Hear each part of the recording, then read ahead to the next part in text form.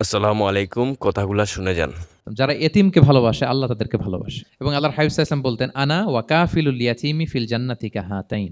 আমি এবং এতিমের রক্ষণাবেক্ষণকারী এইভাবে প্রতিবেশীর মতো জান্নাতে থাকব। এই দুই আঙ্গুলের মাঝে যেমনি গ্যাপ নাই, আমার আর এতিমের রক্ষণাবেক্ষণের কারী তার বাড়ির মাঝখানে কোনো গ্যাপ থাকবে না জান্নাতে। We will be neighbour in paradise. জান্নাতে এরকম আমরা কাছাকাছি থাকবো।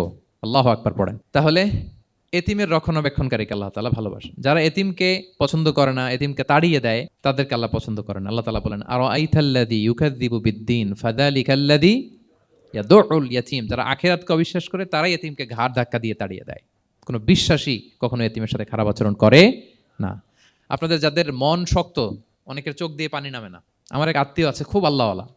আমার জীবনে এত আল্লাহওয়ালা আমি দেখি নাই, কিন্তু ওনার চোখ দিয়ে পানি নামে না। বারবার এসে আমারে বলে যে, মিজান কি করবো বলো, তুমি একটু মোনাজাত ধরো। আমার মনে আছে আমি ওনাকে নিয়ে মোনাজাত ধরতাম, তো ওনার কান্না আসে না চোখ দিয়ে। এত আল্লাহওয়ালা, খুব ভালো মানুষ, কিন্তু চোখ দিয়ে পানি নামে না। এটা অনেকের হয়, নানা কারণে হয়। তো আল্লাহর হাবিব সাল্লাল্লাহু আলাইহি ওয়াসাল্লাম বলেছেন, কারো যদি চোখ দিয়ে পানি না নামে বা হৃদয় নরম না হয়, তারা যেন এতিমের মাথায় হাত বুলিয়ে দেয়। এক সাহাবী এসে বললেন, ইয়া রাসূলুল্লাহ, আমার হৃদয়টা বড় শক্ত, হৃদয় নরম হয় না।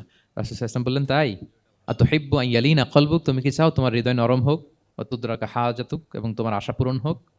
তিনি বললেন, হ্যাঁ। তখন রাসূল সাল্লাল্লাহু আলাইহি ওয়াসাল্লাম বললেন, ইরহামিল ইয়াতীম, এতিমের উপর রহম করো।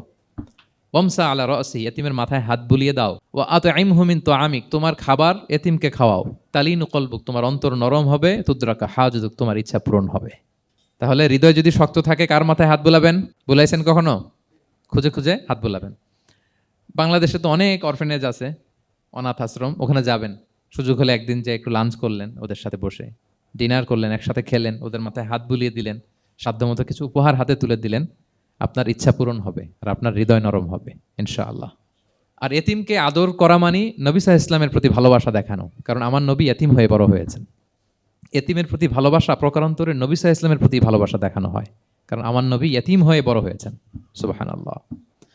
কিন্তু তার বিপরীতে আমরা সমাজে কি দেখি? এতিমের মাথায় হাত বুলানো তো দূরের কথা, এতিমের সম্পদও খেয়ে ফেলে অনেকে। হ্যাঁ, এরকম আছে না? এতিমের সম্পদ দেদারসে গিলতেছে। কি যে আমাদের চিন্তাধারা! দেখবেন যে লোকটা এতিমের সম্পদ গিলে, ওরা রোজা অবস্থায় এক ঢোক পানি গিলাতে পারবেন কিনা দেখেন। যে বলেন একটু পানি খান তো, খাবে না কেন? হারাম। তো ওই হারাম কিন্তু গিলতেছে ইচ্ছা মতো। রোজা অবস্থায় এক ফোঁটা আপনি পানি গিলাতে পারবেন না, এরে কেন? হারাম। কিন্তু ওইদিকে ভাতিজার সম্পদ গিলতেছে দেদারসে।